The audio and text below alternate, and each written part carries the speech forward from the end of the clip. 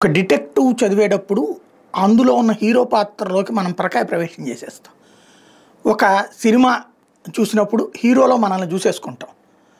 అట్లాంటి మనస్తత్వం మనిషిలో ఉండే ఆ మనస్తత్వమే ఇప్పుడు 'ఆంధ్రజ్యోతి' లాంటి వాళ్ళ పెట్టుబడి. ఒక స్క్రీన్ ప్లే తయారు చేస్తుంది. అందులో వాళ్ళు ఎలాగ పాత్రల్ని మౌల్డ్ చేస్తారో అలాగే ప్రజలు ఆలోచించాలి. లిక్కర్ కుంభకోణం జరిగింది, జరుగుతుంది, ఇప్పుడు జరగట్లేదు, ఇదివరకు జరిగేది. దాంట్లో కోట్ల రూపాయలు లక్షల కోట్లు తిన్నారంటే తిన్నారనాలి, వేల కోట్లు తిన్నారంటే తిన్నారనాలి, 100 కోట్లు తిన్నారంటే తిన్నారనాలి. వీళ్ళందరూ దొంగలంటే అవుననాలి, కాదంటే వాళ్ళు ఒప్పుకోరు. నెంబర్ 1. ఇప్పుడు ఆ రకరకాల ట్విస్ట్ లేదో నిన్న బిల్డింగ్లన్నీ వేశారు బొమ్మలు, పైసా పట్టుకోలే అక్కడ. ఇప్పుడు ఏందంటే ఏదో 2 సంస్థలు, రాజకేశిరెడ్డి దీని ఇంకోళ్ళది ఎవరిదో సంస్థలు ఉన్నాయంట. ఆ సంస్థలో ఉన్న ఆస్తులని జప్తు చేయించారు పోలీసులు. మొన్న ఒక 30 కోట్లు, ఇప్పుడు 32 కోట్లు, మొత్తం 3 సంస్థలకు సంబంధించినవి. దాంతో ఇంకేముంది, లెక్కర్ కుంభకోణంలో పెద్ద దొరికింది.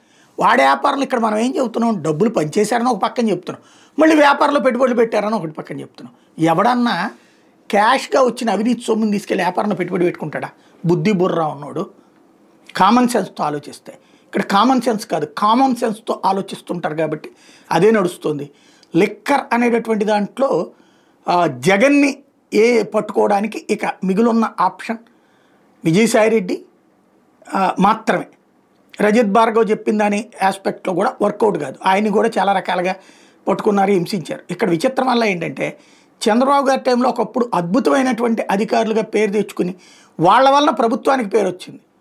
వాళ్ళే ఇప్పుడు దొంగలుగా అదే ప్రభుత్వం చూపెడుతూ ఉండటం అన్నటువంటిదే ఇక్కడ వింత.